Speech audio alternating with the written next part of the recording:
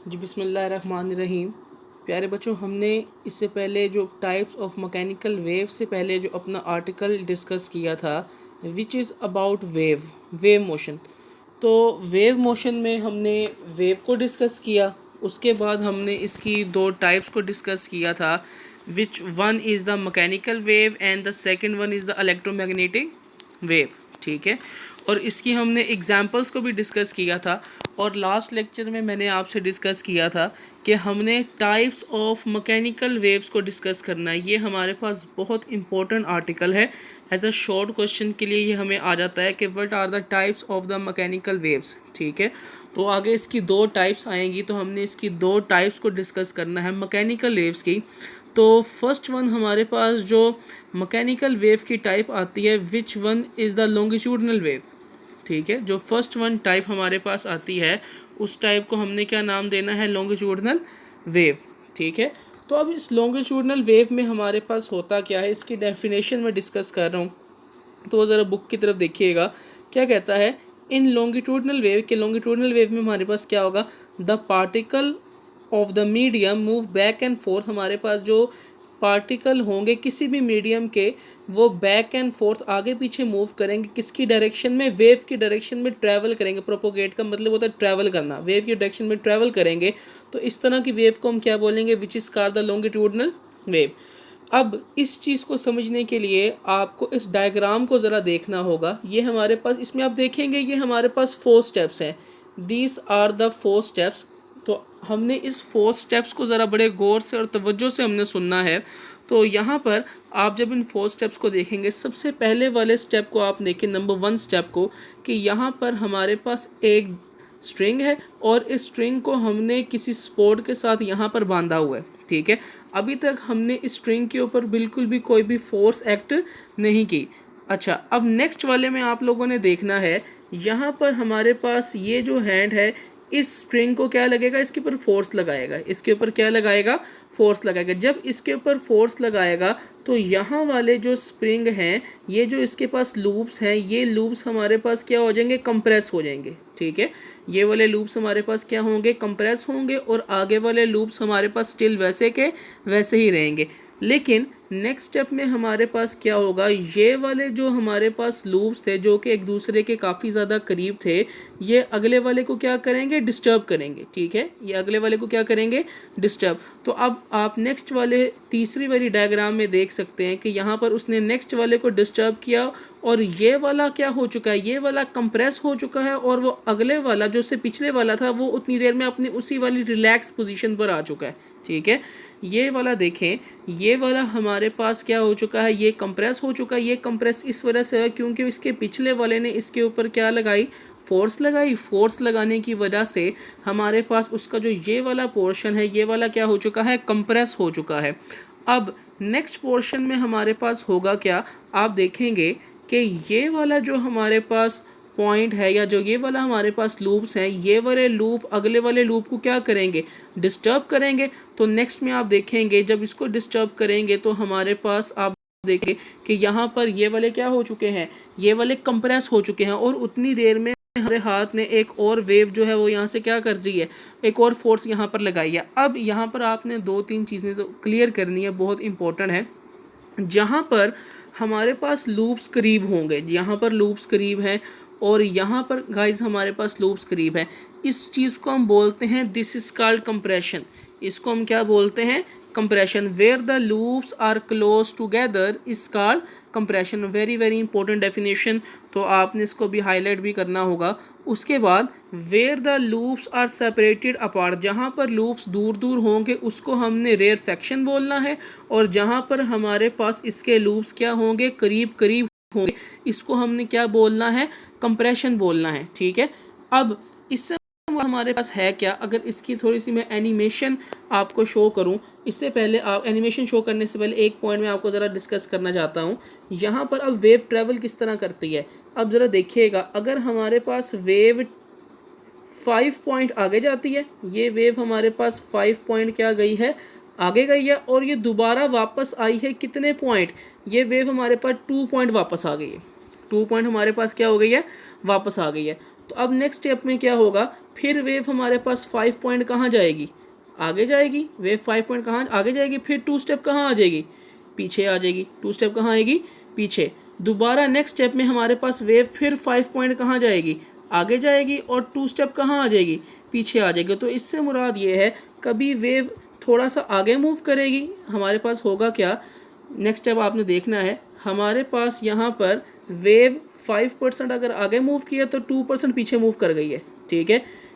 2% यहाँ पीछे मूव कर गई है, फिर 5% आगे मूव किया, फिर 2% पीछे मूव कर गई है, फिर 5% आगे मूव किया, फिर 2% क्या कर गई, पीछे मूव कर गई। लेकिन आप देखेंगे जो वेव है वो एक जगह से दूसरी जगह क्या कर रही है, ट्रैवल कर रही है। आपने ये याद रखना है, वेव 5 स्टेप्स आगे जाएगी और 2 स्टेप पीछे जाएगी, फिर 5 स्टेप आगे जाएगी और 2 स्टेप कहाँ जाएगी, पीछे। इतने में आप देखेंगे कि वेव एक जगह से दूसरी जगह हमारे पास क्या कर रही होगी, ट्रैवल कर रही होगी।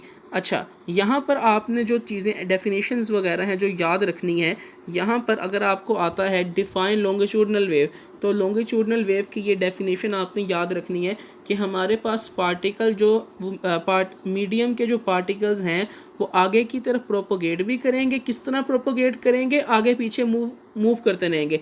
देखें, पहले इसने क्या किया, आगे मूव करवाया, मूव करवाने के बाद तब तक ये क्या हो चुका, दोबारा अपनी उसी वाली पोजीशन पर आ गया। फिर ये आगे गया, फिर ये जब ये वाला आगे जाएगा तो आप देखेंगे दोबारा वाला ये अपनी पोजीशन पर वापस आ जाएगा जी। अब जब उसकी एनिमेशन आपको शो करूँगा तो उससे आपको ये चीज़ समझने में बहुत आसान हो जाएगी। आगे जी, अब यहाँ पर आपने देखना है, हमारे पास such a wave consist of a region called compression. कौन सा वाला, where the loops of the spring, ठीक है, where the loops of the spring are close together, जहाँ पर लूप्स एक दूसरे के काफ़ी ज़्यादा करीब होंगे उसको हमने क्या बोलना है, कंप्रेशन बोलना है। और जहाँ पर लूप्स क्या होंगे, सेपरेटेड अपार्ट, दूर दूर होंगे, इसको हमने क्या बोलना है, आगे वो कहेगा इसको हमने क्या बोलना है, रेरफैक्शन बोलना है, ठीक है। तो कंप्रेशन किस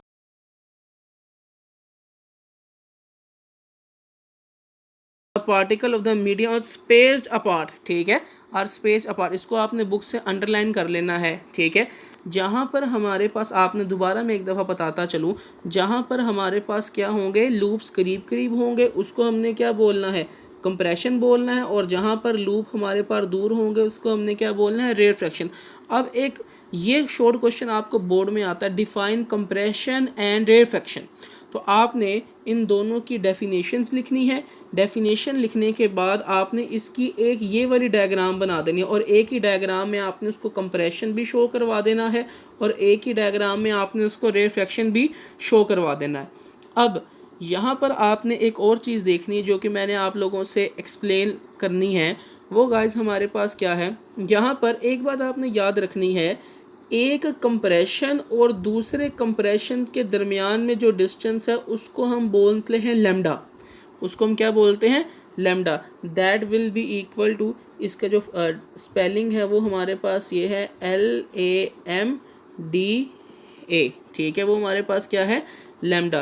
कि हमारे पास एक कंप्रेशन से दूसरे कंप्रेशन तक का जो डिस्टेंस है उसको हम क्या बोलते हैं, लैम्डा। इसको हम इस तरह रिप्रेजेंट करेंगे, ये एक टेढ़ी लाइन ऐसे और इस तरह, ठीक है। दोबारा मैं बनाता चलूँ, एक टेढ़ी लाइन और ये उसके दरमियान में आपने ये लाइन लेके आनी है, तो इसको हम क्या बोलते हैं, लैम्डा। इसी तरह हमारे पास एक रेट फ्रैक्शन और दूसरे रेट फ्रैक्शन के दरमियान में भी जो डिस्टेंस होगा उसको भी हमने क्या बोलना है, लैम्डा बोलना है, ठीक है। ये सारी चीज़ें आप लोगों ने प्रिपेयर करनी है, ये चीज़ें इंपॉर्टेंट है, ठीक है।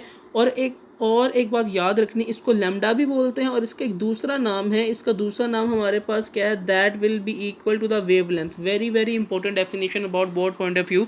वो आपसे पूछता है कि वेवलेंथ की डेफिनेशन क्या है, तो गाइस आपने वेवलेंथ की डेफिनेशन ये बताएंगे, the distance between two consecutive crest, sorry अब वो आगे बढ़ते हैं, the difference between two consecutive compression और two consecutive rarefaction is called wavelength. या आप इसको इस तरह भी कह सकते हैं, the distance between two consecutive crest या टू कंसेक्यूटिव ट्रफ, तो इसको भी हम क्या बोलेंगे, दिस इज कॉल्ड वेवलेंथ। अच्छा, अब एक और बात मैं आपको बताता चलूँ, जैसे कि अगर हमारे पास एक वेव है और एक वेव हमारे पास इस तरह है, ठीक है, एक वेव हमारे पास इस तरह, याद रखें कि जो बेटा मैंने वेव बनाई है, यहाँ पर आपने एक बात याद रखनी है, जब कंप्रेशन गुजर रहा होगा ना, या इस तरह बात करें, ये जो मैंने यहाँ पर एक वेव बनाई है, जब हमारे पास वेव का ऊपर वाला पोर्शन होगा, और इस ऊपर वाले पोर्शन को आपको पता है हम क्रस्ट बोलते हैं। जब आप कंप्रेशन देख रहे होंगे, इसका मतलब ये है कि आप वेव का कौन सा पोर्शन देख रहे हैं, क्रस्ट वाला देख रहे हैं। और जब आप यहाँ पर रेट फ्रैक्शन देख रहे होंगे, तो इससे मुराद ये है कि आप वेव का कौन सा पोर्शन इसको अज्यूम करेंगे, रेट फ्रैक्शन। दोबारा आप देखेंगे, जब आप इसको एज अ कंप्रेशन डील करेंगे, यहाँ पर लूप्स करीब हैं, तो आप वेव का कौन सा वाला पोर्शन देख रहे होंगे, क्रस्ट वाला पोर्शन देख रहे होंगे। ठीक है, इस बात को आपने मेक श्योर करना है।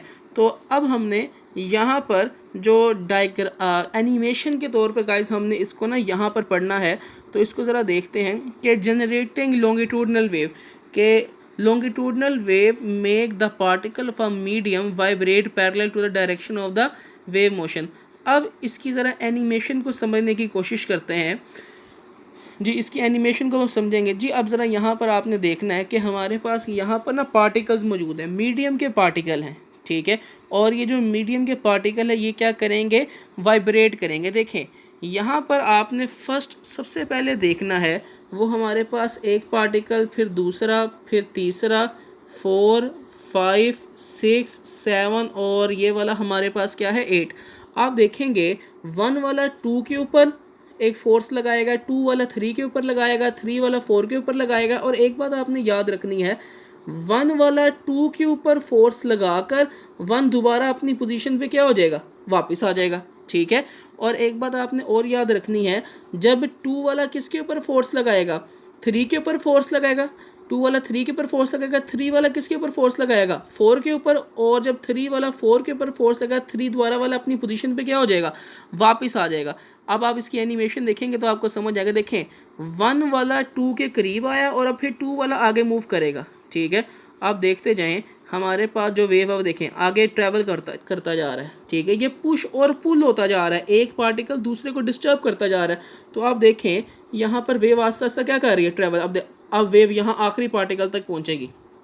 ठीक है, तो ये वेव किस तरह ट्रैवल कर रही है, ठीक है, move and back and fourth move कर रहे हैं। ठीक है, कभी किस तरह मूव कर रहा है, आप देखेंगे यहाँ पर हमारे पास ये जो पार्टिकल है, कभी यहाँ पे ये फोर्थ मूव किया और कभी हमारे पास क्या मूव कर रहा है, फोर्थ मूव कर रहा है। ठीक है, तो ये this is the point of the longitudinal wave. ठीक है गाइस, ये हमारे पास आप देखेंगे दोबारा से, अब ये लास्ट एनिमेशन देख लें। यहाँ पर हमारे पास ये पार्टिकल क्या करते जा रहे हैं, मूव करते जा रहे हैं, और वेव क्या होती जाएगी, यहाँ पर ट्रांसफ़र होती जाएगी।